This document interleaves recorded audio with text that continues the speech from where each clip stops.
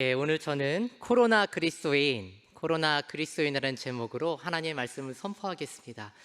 설교 제목을 짓는데 꽤나 좀 어려웠습니다. 왜냐하면 밑에 부제를 보시면 코로나19를 대하는 그리스도인의 자세 혹은 성경적 관점, 크리스천 퍼스펙티브 그 정도인데 제목이 너무 길어져서 그냥 줄여서 코로나 그리스도인이라고 제목을 붙여보았습니다. 지난 주일에 저는 내가 혹은 우리가 알지 못했던 복음이라는 제목으로 하나님의 말씀을 선포했었습니다. 나더러 주여 주여 하는 자마다 다 천국에 들어갈 것이 아니요 다만 하늘에 계신 내 아버지의 뜻대로 행하는 자라야 들어가리라. 또 그러므로 너희는 이렇게 기도하라. 하늘에 계신 우리 아버지여, 이름이 거룩히 여김을 받으시오며 나라가 임하옵시며 뜻이 하늘에서 이룬 것 같이 땅에서도 이루어지이다. 예수님께서 말씀하신 내 아버지의 뜻, 그리고 하늘에서 이루어진 것처럼 이 땅에서도 이루어져야 할 그 하나님의 뜻은 무엇일까요? 바로 하나님의 영광입니다. 그리고 이 하나님의 영광이 온전하게 드러나고 성취될 수 있는 그 하나님 나라의 도래, 이것이 바로 아버지 하나님의 뜻이고 하나님께서 우리를 구원하신 가장 궁극적인 목적입니다. 예수님께서 가르쳐 주신 기도에서 보는 것처럼 하나님의 나라는요, 저 하늘에서 이루어진 것처럼 이 땅에서도 이루어져야 합니다. 인간의 죄로 인해 파괴된 하나님의 창조 계획과 하나님의 창조 질서는 예수 그리스도를 통해 이미 회복되기 시작했습니다. 달리 말하면 하나님의 나라가 예수 그리스도의 부활을 통해 이미 이 땅에 시작되었습니다. 그러나 그 하나님의 나라는 아직 이 땅에 완성되지 않았습니다. 아직 새 하늘과 새 땅이 이 세상에 온전하게 완성되지 않았습니다. 이 땅 위에 세워진 하나님의 나라는 오직 예수 그리스도께서 이 땅에 다시 오시는 그날에 완성됩니다. 그래서 우리 그리스도인들은요, 그날 즉 각 나라와 족속과 백성과 방언에서 흰옷을 입은 큰 무리가 보좌에 계신 어린 양과 하나님께 서서 구원하심이 보좌에 앉으신 우리 하나님과 어린 양께 있도다, 이것을 외치는 그 날을 고대하는 사람들입니다. 그리고 그날을 위해 우리 그리스도인들은 이 땅에서 하나님 나라의 복음을 살아내고 선포하도록 그렇게 부름 받았습니다. 이것이 바로 예수님께서 말씀하신 성경이 증거하는 하나님의 뜻입니다. 그리고 이 뜻대로 행할 때에만 우리는 천국, 하나님의 나라에 합당한 백성들이 될 수 있습니다. 바로 이와 같은 이유 때문에 칼 바르트라는 독일 신학자는 이런 말을 했습니다. 그리스도인들은 한 손에는 성경을, 한 손에는 신문을 들고 살아야 한다. 워낙 유명한 말이기 때문에 한 번쯤 들어보셨으리라 생각합니다. 그러나 안타깝게도 이 말 바로 다음에 나오는 말이 실은 더 중요한데 그 내용은 잘 알려져 있지 않은 것 같습니다. Take your Bible and take your newspaper and read both. But interpret newspapers from your Bible. 그리스도인들은 한 손에는 성경을, 다른 한 손에는 신문을 들고 살아야 한다. 그러나 성경을 통해 성경의 관점으로 신문 기사들을 읽어내야 한다. 하나님의 뜻을 알기 위해 우리는 성경을 읽어야 합니다. 그러나 동시에 당신의 뜻을 이루시기 위한 하나님의 역사, 하나님의 손길을 알기 위해서 지금도 이 세상에서 당신의 나라를 이루시기 위하여 일하시는 그 하나님의 손길과 역사를 알기 위해 우리는요, 성경적 관점, 성경의 렌즈로 이 세상을 읽어낼 수 있어야 합니다. 그리고 하나님의 뜻과 하나님의 손길을 발견하고 깨닫고 알고 난 후에는 우리는 우리의 일상, 우리의 삶의 현장에서 일하고 계시는 그 하나님의 선교에 동참해야 합니다. 기독교 신앙에 있어서 가장 치명적인 독이 무엇이라고 생각하십니까? 바로 이원론입니다. 듀얼리즘, 세상 도피적 영성입니다. 이 현실 세계가 너무나 힘들기 때문에 기독교 신앙을 이 현실로부터 도피하는 수단으로 삼는 신앙입니다. 영적인 그리스도인, 신령한 그리스도인이란 현실 세계를 부정하고 종교적인 것들에만 집중하는 사람들이 아닙니다. 로마서 12장 1절 말씀에서 사도 바울은요, 너희 몸을 하나님께서 기뻐하시는 거룩한 산 제물로 드리라, 이는 너희가 드릴 영적인 예배다 라고 말한 직후에 바로 그 다음 절에서 이렇게 말합니다. 너희는 이 세대를 본받지 말고 오직 마음을 새롭게 함으로 변화를 받아 하나님의 선하시고 기뻐하시고 온전하신 뜻이 무엇인지 분별하도록 하라. 한마디로요, 참된 예배, 하나님께서 기뻐하시는 영적 예배는요, 우리의 일상 속에서, 우리의 삶의 현장에서 하나님의 뜻을 온전하게 분별하고 그 뜻을 실행하는 삶을 살아내는 것입니다. 하늘에서 이루어진 저 천국만을 바라보는 것이 아니라 그 뜻이 이 땅에서도 이루어지기를 위해 우리의 일상에서 하나님 나라의 복음을 열심히 살아내는 것, 이것이 바로 하나님의 뜻이고 하나님께서 원하시는 영적 예배입니다. 바로 이러한 관점에서 저는 오늘 여러분들과 함께 요즘 가장 중요한 이슈 한 가지를 성경의 렌즈로, 성경적 관점으로 상고하고자 합니다.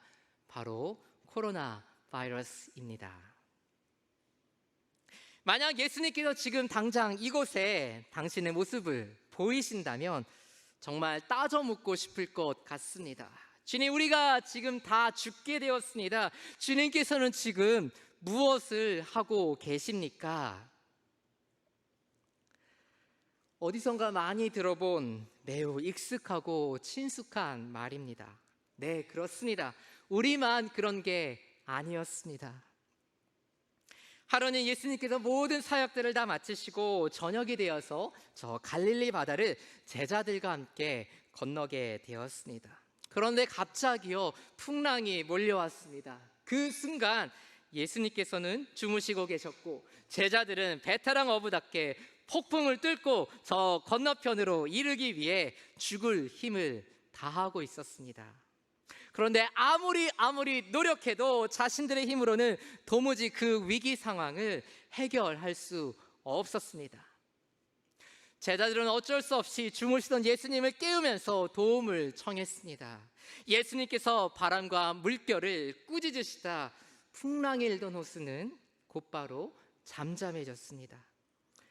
자신들의 눈으로 놀라운 기적을 경험한 제자들은 두려워하면서 서로에게 이렇게 물었습니다.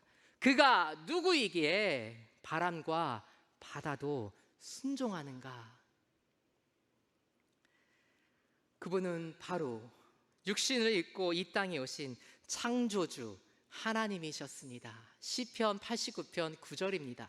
주께서 바다의 파도를 다스리시며 그 파도가 일어날 때 잔잔하게 하시나이다. 시편 107편 28절로 30절입니다. 이에 그들이 그들의 고통 때문에 여호와께 부르짖음에 그가 그들의 고통에서 그들을 인도하여 내시고 광풍을 고요하게 하사 물결도 잔잔하게 하시는도다. 그들이 평온함으로 말미암아 기뻐하는 중에 여호와께서 그들이 바라는 항구로 인도하시는도다. 능히 바람과 파도를 잠잠하게 하시는 분, 예수 그리스도는 다윗이 예언했던 바로 그 하나님이십니다. 이 사건을 기록한 복음서 기자들은 구약에 나오는 저 풍랑을 잠잠케 하시는 분이 바로 예수 그리스도임을 증거하고자 했습니다. 우리는 지금 코로나 바이러스로 야기된 팬데믹이라는 거대한 폭풍 속에서 고분분투하고 있습니다. 선생님이여, 우리가 지금 죽게 된 것을 돌보지 아니하시나이까? 이 외침은요, 바로 우리의 외침이기도 합니다. 오늘 본문은요, 우리가 코로나 사태 때문에 갖게 되는 여러 가지 신앙적 질문들에 관한 직접적인 답을 주지 않습니다.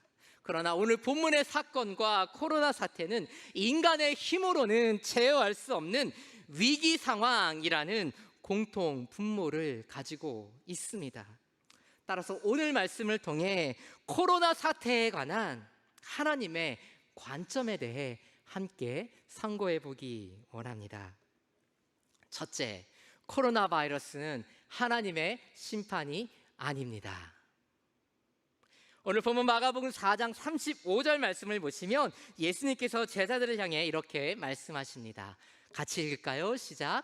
그날 저물 때 제자들에게 이르시되 우리가 저편으로 건너가자 하시니, 제자들이 제안한 여정이 아니었습니다. 예수님께서 친히 저 호수 건너편으로 건너가자라고 말씀하셨습니다. 그런데 예수님의 말씀에 순종했더니 풍랑이 찾아왔습니다. 그러면 풍랑은 누구 때문에 생긴 일입니까? 코로나 바이러스, 누구 때문에 생긴 일입니까? 하나님께서는 절대 주권자이시기 때문에 코로나 바이러스는 하나님께서 보내신 것이다. 인간의 죄에 대해 분노하신 하나님께서 재앙을 내리신 것이다. 이번 재앙은 종말과 재림의 징조이다. 이렇게 주장하는 사람들이 있습니다. 이름만 대면 아실 만한 분들도 포함되어 있습니다. 그런데 정말 코로나 바이러스는 하나님께서 보내신 것이 맞습니까? 하나님께서는 절대 주권자이십니다. 그분께서 허락하지 아니하시면 바이러스조차도 마음대로 활동할 수 없습니다. 그러나 이 세상의 모든 불행과 아픔의 근본적인 원인은 죄입니다. 하나님께서는 하나님과 인간, 인간과 인간, 인간과 모든 피조물들이 조화를 이루고 사는 완벽한 세상을 디자인하시고 창조하셨습니다. 인간은 오로지 하나님께 순종하고 하나님의 다스림을 받을 때에만 가장 완벽한 하나님의 축복을 누릴 수 있었습니다. 그러나 인간은 하나님의 그 다스림을 거부하고 스스로 하나님의 자리에 서고자 했습니다.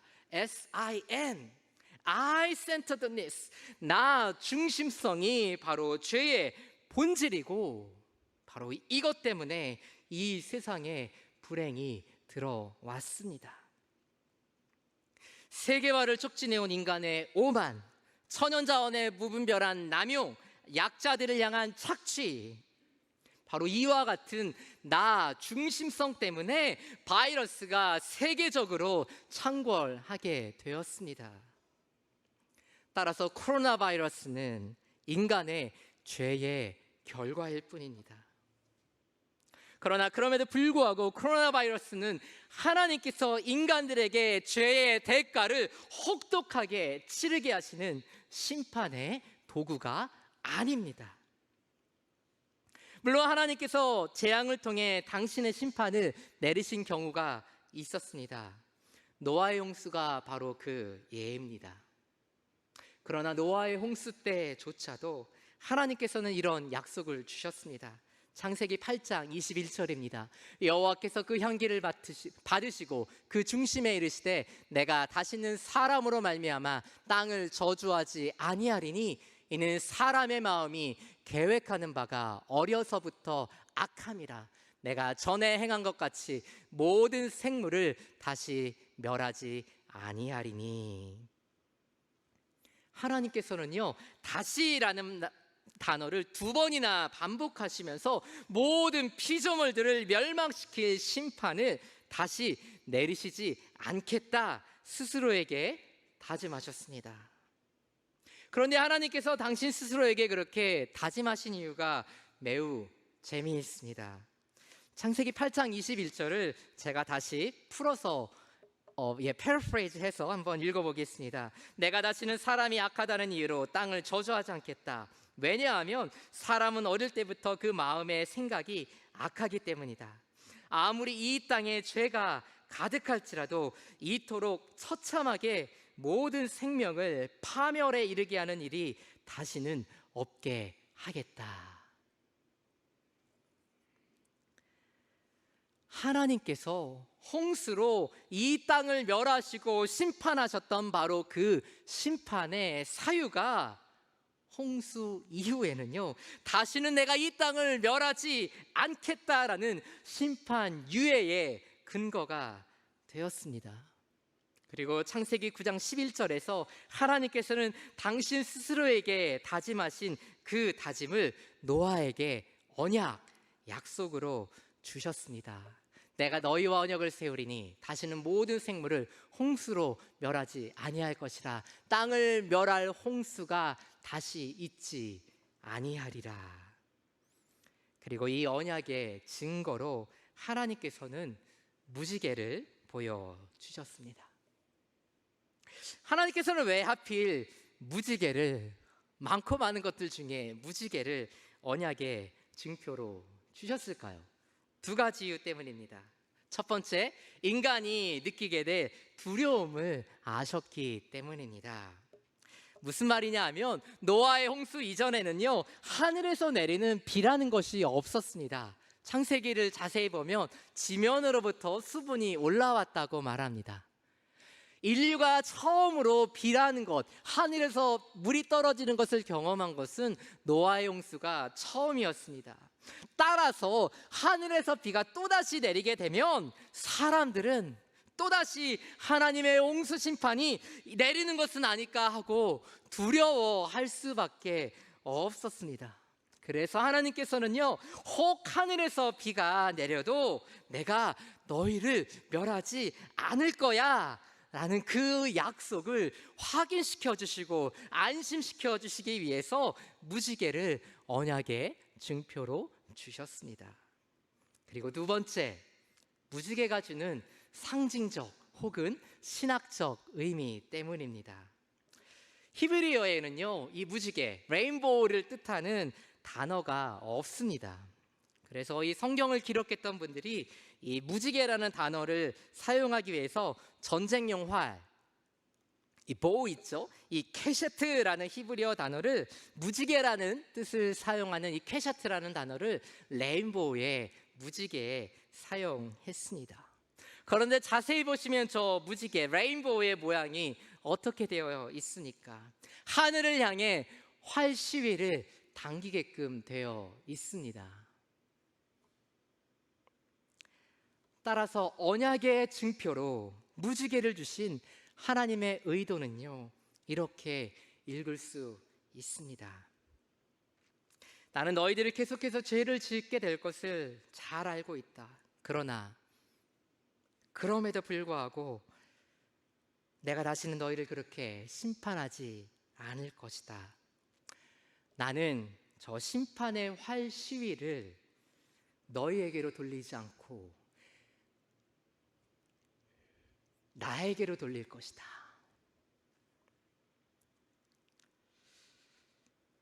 이 홍수 심판 이후 하나님께서 노아와 맺으신 이 언약은요, 하나님께서 하나님 편에서 일방적으로 맺으신 언약입니다.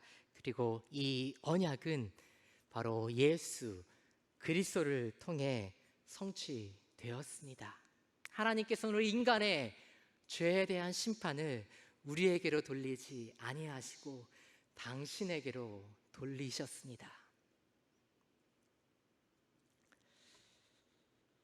사실 얼마 전까지만 해도요, 저는 이 무지개 언약을 이렇게 생각했었습니다. 마치 아이들이요, 나 밥 안 먹을래 이렇게 말해놓고서 또 뭐 밥을 먹거나 다른 거를 먹으면 그렇게 얘기하는 것처럼, 내가 밥을 안 먹는다고 했지 언제 빵을 안 먹는다고 했어요? 뭐 그렇게 말장난처럼 하나님께서도, 야, 내가 물론 심판 안 하겠다고 했지 아예 심판을 안 하겠다고는 안 했거든? 혹시 이렇게 말씀하신 건 아닐까? 참 유치하지만 정말 그렇게 오랫동안 어릴 때부터 이 노아의 언약을 그렇게 생각했었습니다.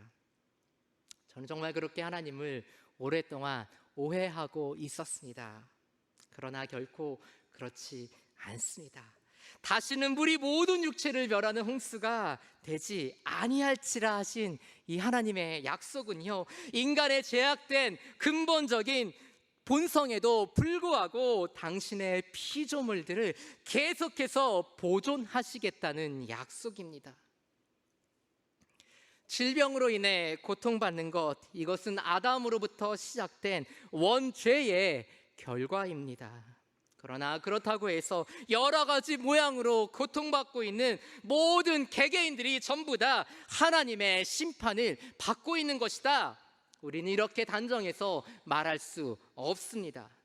만약에 우리가 당하는 모든 질병들, 우리가 당하는 모든 고난들이, 재앙들이 전부 다 하나님의 심판이라면 우리는 우리의 질병을 치료하기 위해 하는 모든 노력들을 해서는 안 됩니다. 왜냐하면 우리가 우리의 몸을 치료하게 하는 그 모든 행위들은 하나님의 심판을 거부하는, 하나님을 향하여 대적하는 행위가 될 수 있기 때문입니다. 하나님의 심판이 맞다면 받아야죠. 피하지 말아야죠. 그렇지 않습니다. 예수님께서는 고난과 개인적인 악행을요, 직접적으로 연결해서 말씀하신 적이 없습니다. 오늘날 많은 그리스도인들이 주를 위한 의로운 고난을 당하고 있습니다. 따라서 고난과 심판은 기계적으로 서로 연결할 수 없습니다. 그것이 자연적인 재앙이든 인간이 자초한 재앙이든지 간에 재앙들이 가져오는 파괴적인 결과들은 우리로 하여금 하나님께로 돌이키게 하는 촉매제의 역할을 할 뿐입니다. 코로나는 하나님의 심판이다 하면서 종말의 때가 가까이 왔다라고 말하면서 불안을 조장하는 것은 잘못된 일입니다. 우리는 이 코로나 사태를 통해 분명히 하나님께로 돌이켜야 하고 우리의 죄를 돌아보며 회개해야 하지만, 이 코로나 사태가 하나님의 심판이다, 종말이가 온 것이다, 우리는 이렇게 말할 수 없습니다. 마가복음 1장 14절로 15절 말씀입니다. 요한이 잡힌 후 예수께서 갈릴리에 오셔서 하나님의 복음을 전파하여 이르시되 때가 찼고 하나님의 나라가 가까이 왔으니 회개하고 복음을 믿으라 하시더라. 우리는 이미 예수님의 이 첫 번째 설교, 때가 찼고 하나님의 나라가 가까이 왔으니 회개하고 복음을 믿으라, 이 말씀을 통해서요, 회개에 관한 경고의 말씀을 이미 받았습니다. 예수님의 사역과 죽음과 부활, 그리고 재림에 관한 약속 그 자체가 바로 임박한 종말에 대한 하나님의 가장 준엄한 경고입니다. 이보다 더 확실한 종말에 대한 징조는 없습니다. 왜냐하면 그날 예수 그리스도께서 다시 오실 그날은 이미 시작되었기 때문입니다. 모든 인류를 향한 회개의 메시지는 예수 그리스도를 통해 이미 이 세상에 선포되었습니다. 이제 남은 것은 우리의 반응과 순종뿐입니다.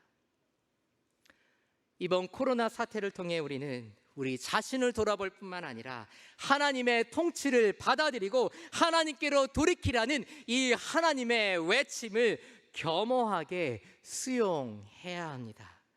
그러므로 첫째, 코로나 바이러스는 하나님의 심판이 아닙니다. 두 번째입니다. 둘째, 예수님만이 환난 가운데 우리의 소망이 되십니다. 오늘 본문 마가복음 4장 39절입니다. 함께 봉독합니다. 시작. 예수께서 깨어 바람을 꾸짖으시며 바다더러 이르시되 잠잠하라 고요하라 하시니 바람이 그치고 아주 잔잔하여지더라.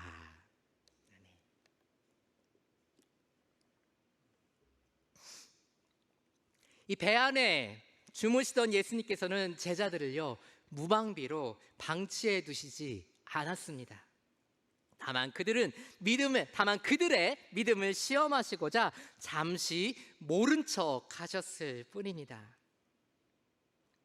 우리가 재난 한가운데 있을 때 하나님께서는요 사랑과 은총으로 당신의 백성들을 기꺼이 도우십니다. 그래서요 무신론, 에이피즘은 답이 될 수 없습니다. 하나님을 제거한다고 해서 고통이 제거될 수 있을까요? 오히려 그 반대입니다. 하나님을 제거하게 되면 궁극적인 희망이, 궁극적인 소망의 원인이 사라지기 때문입니다. 기독교 신앙, 기독교 세계관은요 하나님의 존재를 믿는, 하나님을 믿는 그 믿음 때문에 궁극적인 희망을 품을 수 있다라고 증거합니다. 기독교가 제시하는 희망은요 상상 속에서나 가능한, 존 레논이 말했던, 노래했던 그런 상상 속에나 있는 그런 유토피아가 아닙니다. 기독교가 제시하는 희망은요 인간의 몸을 입고 이 땅에 친히 오셔서 십자가의 죽음을 통해 죄의 대가를 치르시고 부활을 통해 죄의 저주를 정복하신 예수 그리스도를 통한 선하고 완전하고 온전한 희망입니다. 그러므로 둘째, 예수님만이 환난 가운데 우리의 소망이 되십니다. 그리고 마지막 셋째입니다.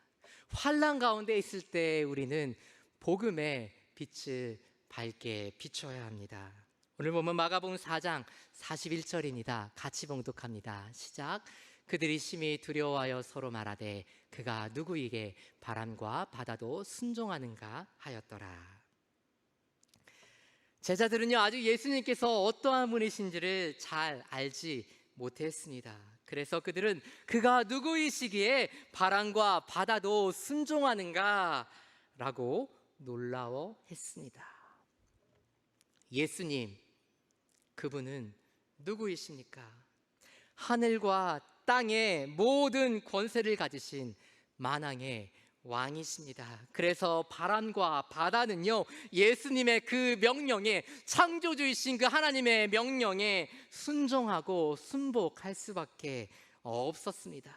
예수님께서 바람과 풍랑을 잠잠하게 하신 이 사건은요 단순한 초자연적인 기적이 결코 아닙니다.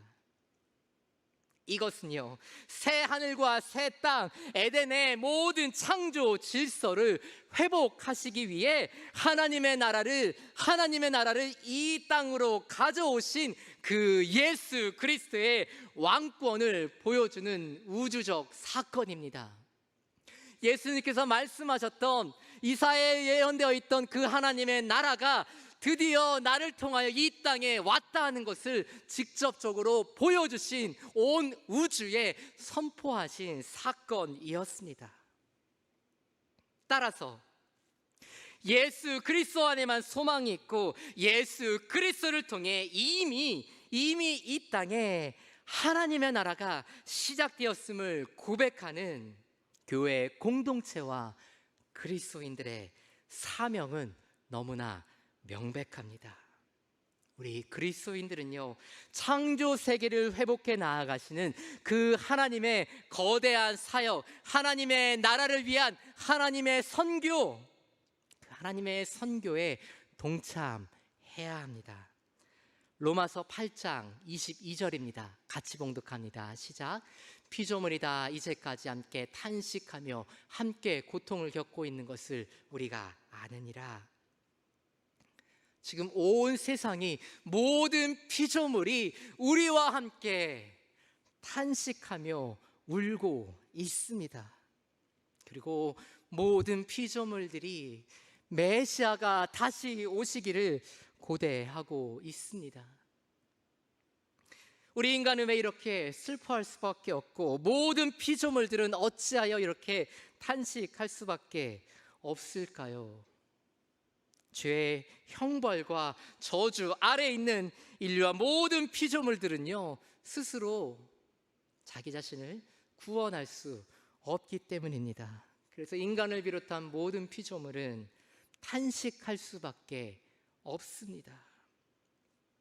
그러나 우리 그리스도인들은 예수의 이름 안에 영원하고 안전한 소망이 있음을 믿습니다. 그래서 이미 예수 그리스도에게 속한 우리 그리스도인들은 고통받는 자들과 함께 서서 그들의 눈물을 닦아 주어야 합니다. 예수님께서 나사로의 무덤 앞에서 눈물을 흘리셨던 것처럼 우리도 이 세상과 함께 애통해하면서 오직 하나님만이 우리의 소망이 되시고 오직 예수 그리스도만이 우리의 구원이 되심을 고백해야 합니다. 선포해야 합니다. 기독교는 지난 2000년 동안 다양한 역병들을 치러왔습니다. 그런데 크리스천 공동체가 있는 도시의 사망률은 다른 곳들의 절반 수준이었습니다. 왜 그랬을까요? 부활에 대한 믿음 때문에 죽음을 두려워하지 않고 이웃사랑을 실천한 우리 믿는 자들의 희생과 돌봄이 있었기 때문입니다. 이것이 바로 로마의 변방 예루살렘에서 이도의 한 작은 분파로 시작했던 이 예수운동, 기독교가요, 로마 제국의 국교가 될 수 있었던 이유입니다. 그러므로 셋째, 환난 가운데 있을 때 우리는 복음의 빛을 밝게 비춰야 합니다. 결론의 말씀을 드립니다. 시편 46편 10절로 11절입니다. 함께 봉독하겠습니다. 시작. 이르시기를 너희는 가만히 있어 내가 하나님됨을 알지어다. 내가 문 나라 중에서 높임을 받으리라. 내가 세계 중에서 높임을 받으리라 하시도다. 만군의 여호와께서 우리와 함께 하시니 야곱의 하나님은 우리의 피난처시로다. 아멘. 사랑하는 성도 여러분, 만군의 여호와께서 우리와 함께 하십니다. 야곱의 하나님께서 우리의 피난처가 되십니다. 그러므로 이제 우리는 우리의 모든 생각과 염려들을 내려놓고 잠잠하게 하나님의 존전으로 나아가야 합니다. 지금은 비록 힘들고 어렵고 고통스러운 현실 가운데 있지만 친히 고난을 겪으신 예수 그리스도를 기억하고 신뢰함으로 이미 넉넉히 승리한 그러한 그리스도인의 삶을 살아갈 수 있는 그러한 저와 여러분 될 수 있기를 주님의 이름으로 간절히 축원합니다. 기도하겠습니다. 살아계신 하나님 참 고맙습니다. 코로나 팬데믹의 상황 가운데서도 하나님 우리의 희망이 되어주시고 또한 우리의 구원이 되어주시는 그 주님의 이름을 다시 한번 높여드립니다. 하나님 우리에게 지혜의 영을 더하여 주셔서 우리가 이 세상을 바라볼 때 성경을 통하여 주의 말씀을 듣게 하여 주시고 성경을 통하여 주의 손길을 발견할 수 있도록 은혜 내려 주시기 원합니다. 하나님 그래서 우리가 주의 나라에 속한 백성들임에 감사하며 찬양하는 것에 그치지 않게 하여 주시고 우리 주위를 돌아보며 그리스도의 그 승리하신 소식이 그리스도의 그 구원하시는 소식이 필요한 자들에게 찾아가 그들에게 하늘나라의 복음을 선포하고 그들에게 눈물을 닦아주면서 하나님의 손과 발이 되어 이 세상을 치유하며 하나님 나라에 합당한 백성으로 살아갈 수 있는 저희들 모두 될 수 있도록 은혜 내려 주시기를 간구합니다. 감사드리며 예수님의 이름으로 기도드립니다. 아멘.